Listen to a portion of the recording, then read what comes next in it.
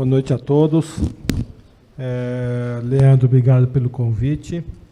Quando você me mandou o primeiro zap, eu fiquei também surpreso de ver, nossa, será que está na hora de retomar essa atividade tão rica para todos os escritores, leitores, agentes de cultura, e que a gente costuma fazer no Brasil todo, né? Existem feiras de livros espalhadas, algumas enormes, outras mais modestas, mas que a gente faz sempre questão de ir para passar a palavra do importante que é a literatura, a leitura, o debate, o contraditório, ouvir o outro, ler histórias diferentes, ouvir opiniões diferentes. Secretário Marcelo, obrigado por ter lembrado do meu nome, num momento político bastante delicado.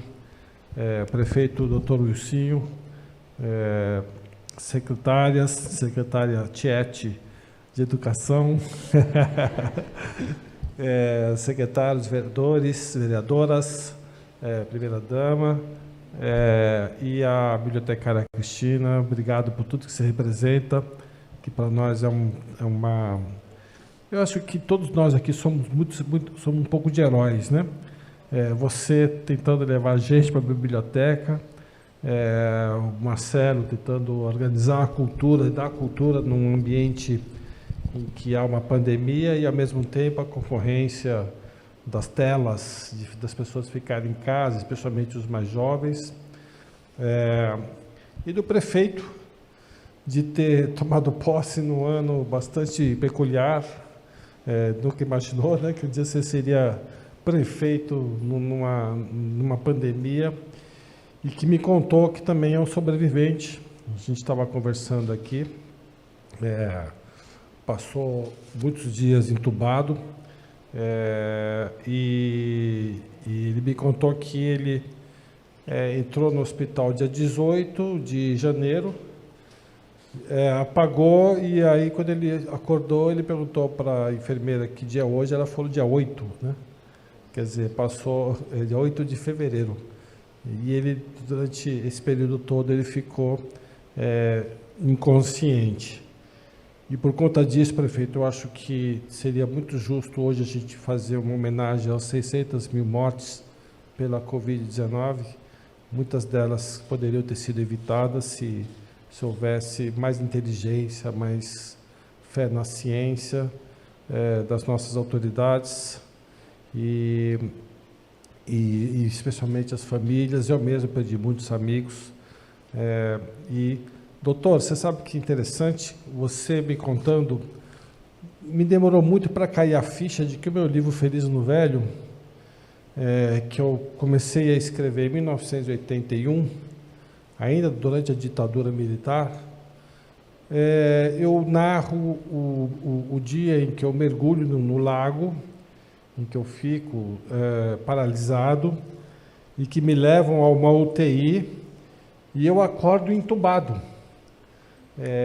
Eu nunca me dei conta que eu já fui entubado em 1979. E me lembro direitinho do horror que no meu caso, eu acho que a desmamada da morfina foi muito rápida, porque eu me lembro direitinho de acordar numa UTI, eu não podia me levantar da cama, e com aquele negócio invasivo dentro. E a primeira coisa que eu fiz, doutor, que era tentar arrancar, desesperado, só que eu também não mexi os braços. Então, eu fiz gestos que imediatamente enfermeiros vieram me ver e perguntaram: mas você consegue respirar se eu tirar, se a gente tirar? Na verdade, eu tinha sido entubado num pós-operatório. Eu não sei se as pessoas sabem, mas um dos maiores riscos de um pós-operatório é o problema respiratório, né? São doenças que a gente pega até às vezes na UTI. E aí eu fiz gestos assim muito, por favor, né, e tiraram, assim na hora, assim tiraram.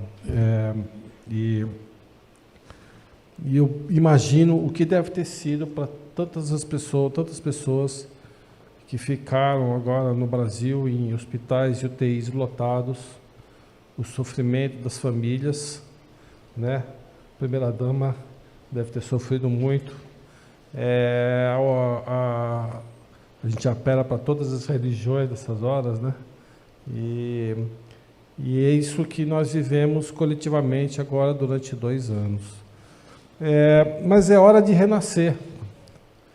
Eu acho que foi muito útil, muito importante, não só para a cidade, mas para todo o mercado literário, essa ação de Sertãozinho, de achar uma data para fazer uma festa literária muito rica, com muita gente e muito debate. E, evidentemente, num modelo híbrido, por enquanto, um modelo que acho que a gente já está se acostumando um pouco, que não tem a mesma graça do contato direto com o escritor, mas que dá para a gente tocar e incentivar cada vez mais a leitura. Os primeiros anos da minha carreira como escritor foram anos em que eu fiz questão de rodar o Brasil, como, por exemplo, em Ribeirão Preto, que eu vim várias vezes. Sertãozinho eu só vinha para passear mesmo. Eu vinha para ficar em casas de amigos. Mas em Ribeirão eu fiz várias palestras, inclusive até no Teatro Municipal, São Pedro, né? Dom Pedro II. Dom Pedro II, E quando ele foi renovado, né? Que, aliás, é um teatro maravilhoso para se dar uma palestra, porque fica ao lado do Pinguim, né? Aquelas palestras que duram 15 minutos, que todo mundo está louco para sair logo, que já reservou a mesa. E uma feira de livro que é na praça, inclusive, né? Então, assim, a nossa missão não é apenas escrever, falar de nossas histórias, nossos conflitos, dramas, nossas confusões, repartir com as pessoas as nossas dúvidas, mas também falar de Brasil, de literatura, de cidade, de resiliência, como você ressaltou. Quando eu comecei a viajar, era algo assim de muita emoção eu encontrar jovens interessados em literatura, interessados no debate, querendo saber coisas sobre como tinha sido a ditadura, querer saber coisas sobre o universo dos deficientes, da cultura, do rock and roll, do qual eu fiz parte durante bastante tempo como amigo e como compositor, inclusive de um ribeirão pretense ilustre, que é o Kiko Zambianchi, com quem eu morei durante 3 anos. Acho que foi por isso que eu tive tantos amigos e tantas viagens aqui a Ribeirão, sem contar o meu grande amigo, Dr. Sócrates, que também era outra referência aqui da cidade. E cheguei aí na Amazônia, em cidades em que não tinha estrada, sempre com a ideia de vamos fazer um país melhor através da leitura, através da ciência, através do debate, através da democracia, do respeito dos direitos humanos, do respeito ao outro. E atravessamos um período muito turbulento na política brasileira, apesar de eu ter vivido a ditadura militar, um período triste, de muito ódio, disseminação de ódio, de mentira e, ao mesmo tempo, de intolerância, né? Se a gente construir uma sociedade a partir da Constituinte de 1988, da qual eu fiz parte como lobista das minorias, dos deficientes físicos. A minha mãe fez parte como lobista das comunidades indígenas, porque minha mãe era advogada das comunidades indígenas, da qual essa comissão que tinha, olha só, chamava-se Comissão das Minorias, mas tinha grupos de mulheres, negros, deficientes, indígenas e homossexuais, quer dizer, não é minoria, né? E nós construímos uma constituinte tão democrática. Brasília, era um entre e sai de gente debatendo, era uma coisa que é engraçado que não ficou muito registro desse período, mas eu me lembro num hotel de encontrar perto de 40 cadeirantes de todos os estados com ideias, o que era um problema até porque congestionava o elevador. Imagina, tinha que descer uma cadeira de cá por vez e depois fazer festa com esses 40 cadeirantes. Cadeirante é muito festeiro e dança bastante até. Imagine cadeirante bêbado dançando, o problema que é. E assim, isso durou uns meses, né, professor doutor? E finalmente foi escrita essa Constituinte, em 1988. Ulisses Guimarães, esse grande ícone da nossa democracia, promulgou e ainda dedicou, chamava-se, segundo ele, a Constituição Rubens Paiva, que chega de ditadura, chega de mortes. E não é que 30 anos depois, né, estamos vendo gente defendendo que se rasgue a Constituição, que volte ao AI-5. O Wilson tem a mesma idade que eu, ele se lembra muito bem o que foi o AI-5. Você era estudante do Rio de Janeiro nessa época? Estudante do Rio de Janeiro, deve ter sido do meio do movimento estudantil ali, né? Ali da Fundão. Só a faculdade. Só a faculdade, mas lembra muito bem o que era o AI-5, as pessoas defendendo um torturador chamado Brilhante Ursa. Eu tive amigos que foram torturados pessoalmente por ele. Saber que um dos assassinos do meu pai, o general Belhan, a esposa dele trabalha no gabinete do ex-deputado Jair Bolsonaro. Saber que milicianos eram homenageados, que as pessoas que defendiam a ditadura estavam voltando para Brasília para ocupar, inclusive, a casa, chefia da Casa Civil. Veja bem, secretário, eu sei que o secretário da Casa Civil está aqui, e ocupado por um militar, né? Casa Civil ocupada por um militar.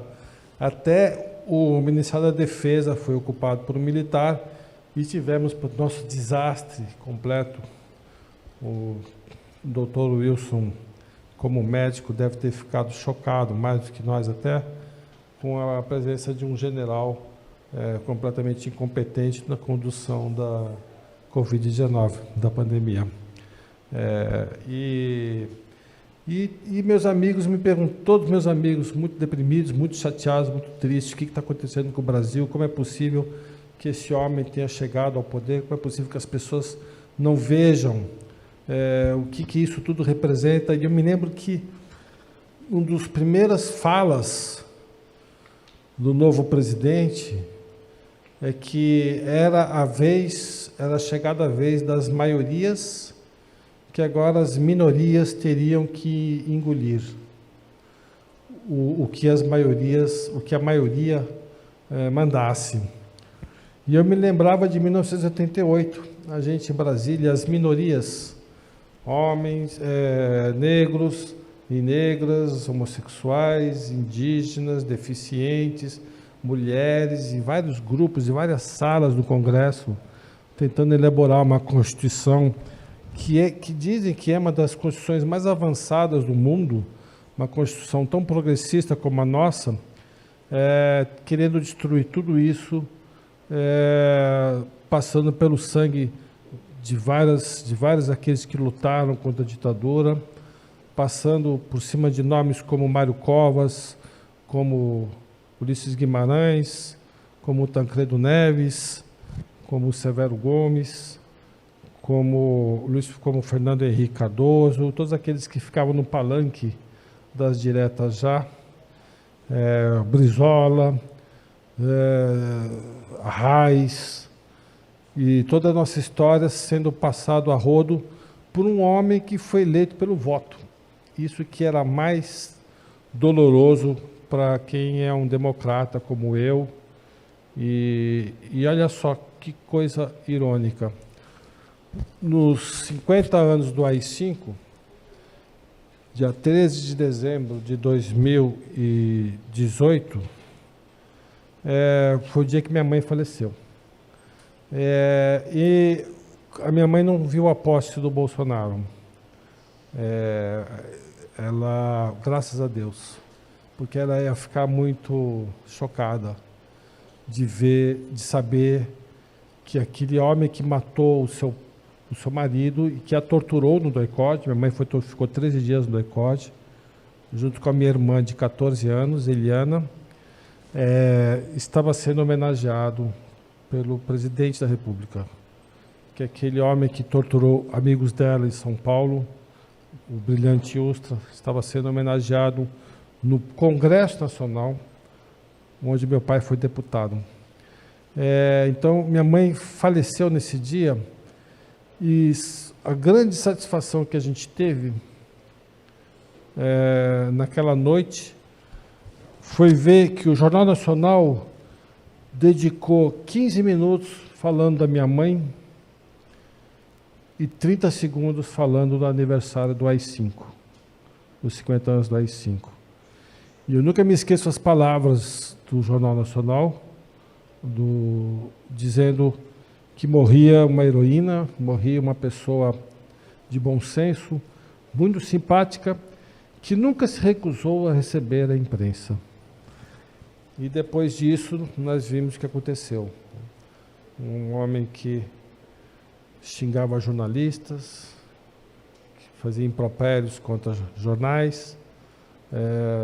Todos nós agora sofrendo muito com o corte do orçamento da imprensa democrática. As empresas agora estão começando a sofrer com esses cortes. E, para terminar, secretária, quando você disse da resiliência, meus amigos me ligavam e falavam: Marcelo, como é que a gente vai resolver esse problema? O que a gente faz? E eu sempre tive muita calma, apesar de ter muita raiva também, mas muita calma, de falar: olha, a gente já derrubou uma ditadura. Demora. Então a gente vai ter que derrubar outra. Pouco a pouco. Reunir forças, unir as forças, está difícil. Está muito difícil unir essas forças democráticas. Mas ocupar as ruas. E durante a pandemia foi pior, porque quem era contra o governo não podia sair às ruas, porque não era contra sair às ruas, né? Só saía às ruas os negacionistas, né? Sem máscara. No tal comício de 7 de setembro, a curva de Covid subiu de novo, né? Agora caiu de novo, né? Então, assim, a gente vai ter que, pouco a pouco, reconstruir o valor da democracia, do debate, de ouvir opinião contrária, de ser tolerante, de respeitar a Amazônia, o Pantanal. A gente está vendo essas nuvens de poeira aqui, né? Vocês foram atingidos aqui? Aqui em Sertãozinho? Foi, né? Ribeirão foi, né? Franca, né? Que é um evidente resultado das queimadas do Pantanal, né? Respeitar as terras indígenas, voltar a demarcar terras indígenas.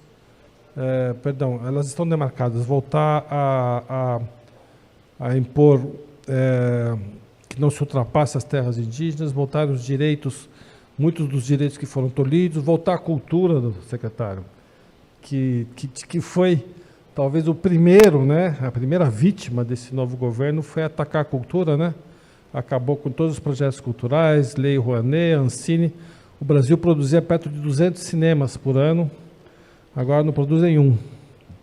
De 200 cinemas, era mais ou menos atividade industrial, a indústria cinematográfica, que envolvia perto de 600 mil profissionais. Quer dizer, 600 mil famílias ficaram desempregadas por conta de um gesto de não mais liberar o dinheiro das leis de incentivo para o cinema. Teatro, livro. A bibliotecária Cristina deve ter lembrado que o ministro Guedes queria aumentar o preço dos livros, porque disse que quem lê é rico, né? Quem lê, pobre não lê, né?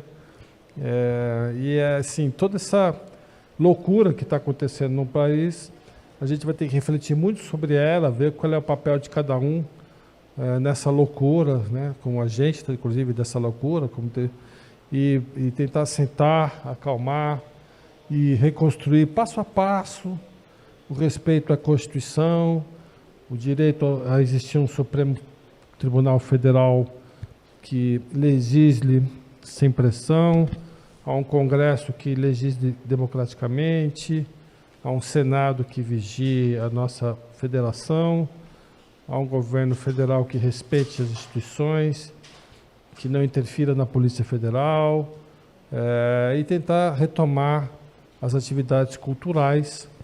E eu acho que a Feira de Sertãozinho, que é toda ela com patrocínio da Prefeitura, né, do orçamento da Prefeitura, é um grande exemplo de que a gente pode começar essa resistência a partir de agora. Então, muito obrigado a todos. Sejam bem-vindos todos.